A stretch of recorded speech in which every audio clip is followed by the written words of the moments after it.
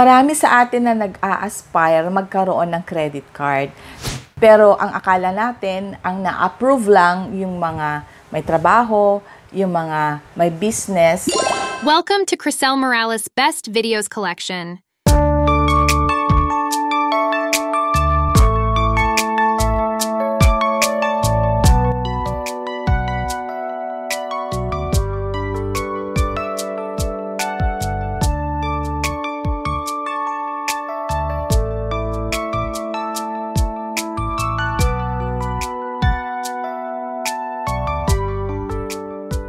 In this video, Crisel Morales is going to share with you how subscribers got approved with their credit care application and how they were inspired to become responsible in handling their credit card through these videos. In this video, I'm going to talk about how I got approved without trabaho and without business in the past. So ako na-approve yung credit card ko kahit wala akong trabaho before and kahit wala akong business. Ano ba yung advantages of having a credit card?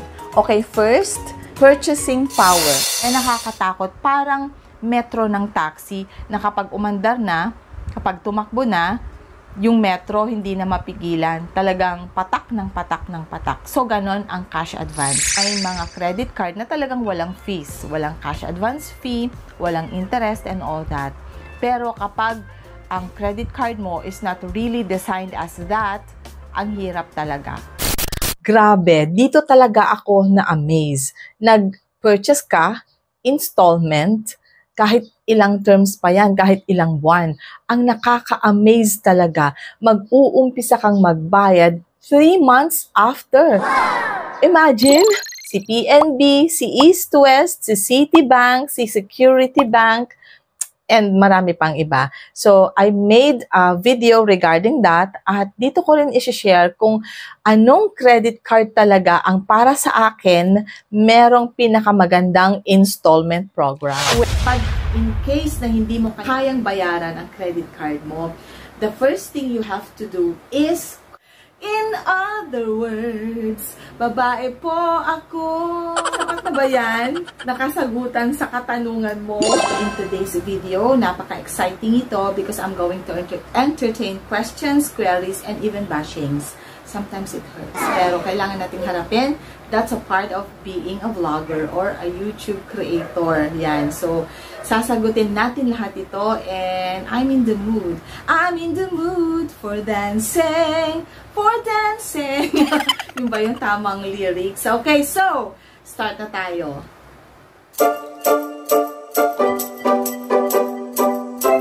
Okay, so hindi na natin to patatagalin at punta na tayo sa unang question. Okay, so ang unang question is that, kailangan po ba talaga dapat dalawa ang credit card ng isang tao?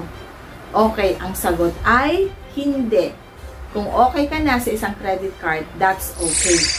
It doesn't matter kung saan bangko nang galing ang credit card na yan. Kung kaya mong isustain ang isang credit card lamang, so go for one credit card. Ngayon, kapag kaya mo namang isustain ang dalawang credit cards or more, then that's fine. But it's not really a requirement or hindi talaga kailangan na dalawa ang credit card mo. One is enough. Two is danger. Joke lang. Second question na palagi kong nababasa sa mga comments ninyo is this one.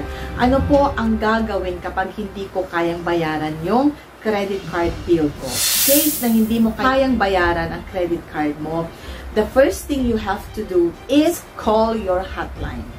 Call the hotline of the bank and speak with the customer service representative. And I don't advise na kapag hindi mo kayang bayaran ang credit card bill mo is umutang ka sa ibang nagpapautang with a high add-on interest. It's not really good. Kasi maraming tulong or option na kayang ibigay ni bangko sa'yo. Number 1, balance conversion. Balance transfer. Okay, next question. Sabi nung subscriber natin na isa, sabi niya, okay na sana pero ang haba-haba ng intro mo. Bakit hindi ka pa dumiretso sa topic mo? Aray ko naman, kapag magsalita ka naman, ang sakit naman, di ba? Masakit sa dibdib. Pero kailangan natin itong sagutin.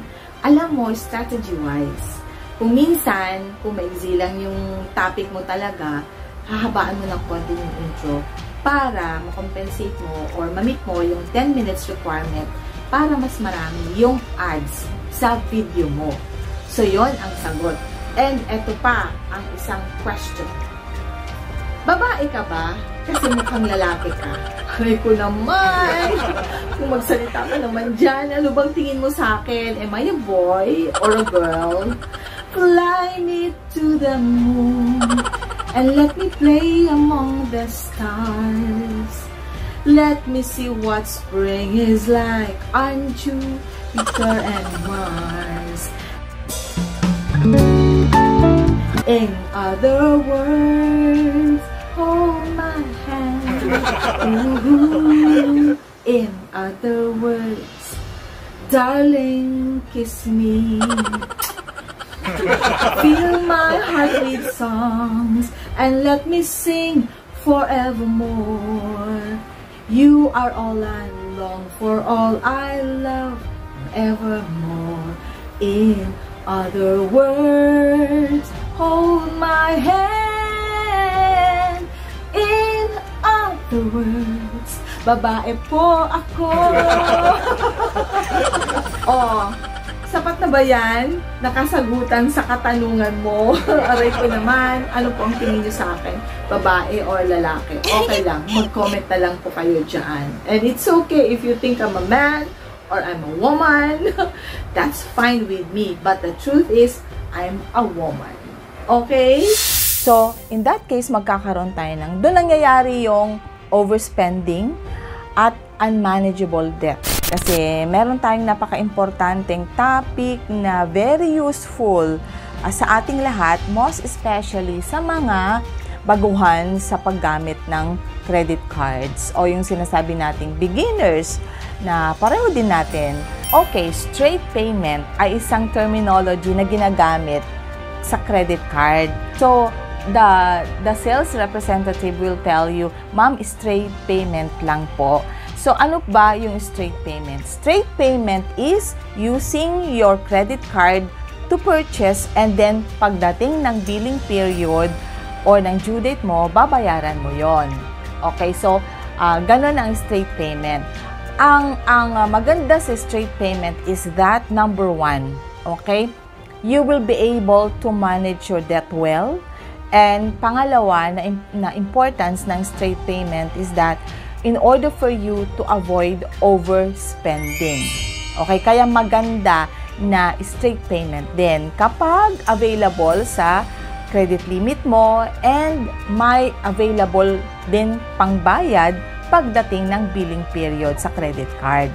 Ngayon, meron ding pangalawa, yung installment basis. So, ang mangyayari is that kapag halimbawa, yung pinurchase mo nga is 9,000, right? Okay, so may available na 9,000 doon sa credit card mo. Yun ang pambayad mo sa mall, halimbawa.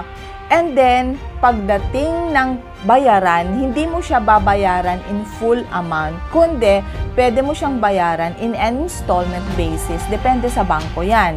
May mga credit cards na may feature na bayaran yung pinapurchase natin into 3 months, 6 months, or 9 months. Merong mga credit cards na ganon. Otherwise, pwede mo ding itawag sa bangko if you can purchase this product and pay it in an installment basis. Kasi kung minsan may mga affiliations din yung mga credit cards na companies na kung saan pwede mo silang i-purchase and pay them in an installment basis. Okay yon, kasi nga, di ba nga, hinahati yung payment mo. Pero, ang nakakatakot naman dito, well, if you can manage it properly, and disiplinado ka talaga as in, then okay lang. Pero kapag hindi, nakakatakot din. In what sense? Ganito, explain ko. Halimbawa, yung pinurchase mo is 9,000. Okay, pinayagan ka ng bangko na bayaran mo siya in 3 months. So, for example, 3 months, so 3,000, 3,000, and 3,000 yung babayaran mo each month, right? Okay, so pagdating ng billing period, ang una mong babayaran is 3,000. Okay, so nabayaran mo na yung 3,000, meron ka ng available limit doon. Ngayon, kung minsan, kung hindi natin ma-manage yung credit card natin, ang mangyayari is that gagamitin mo ulit yung 3,000 na binayaran mo. So, sa next billing, instead of just paying another 3,000 for your installment, meron nang na-add up na another 3,000. Kasi nga, yung binayaran mo na first month mo, ginamit mo na naman ulit. Pagdating ng billing period, 6,000 yung babayaran mo. Now, kapag nabayaran mo yung 6,000, meron ka na namang available na 6,000 sa credit card mo.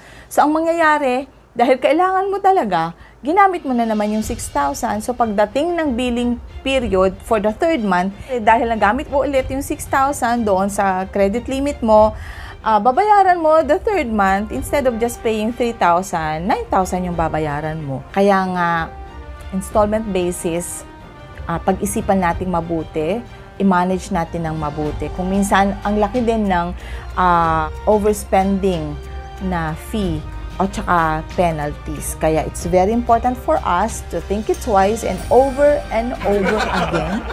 Okay, para hindi tayo mamroblema pagdating ng bayaran period.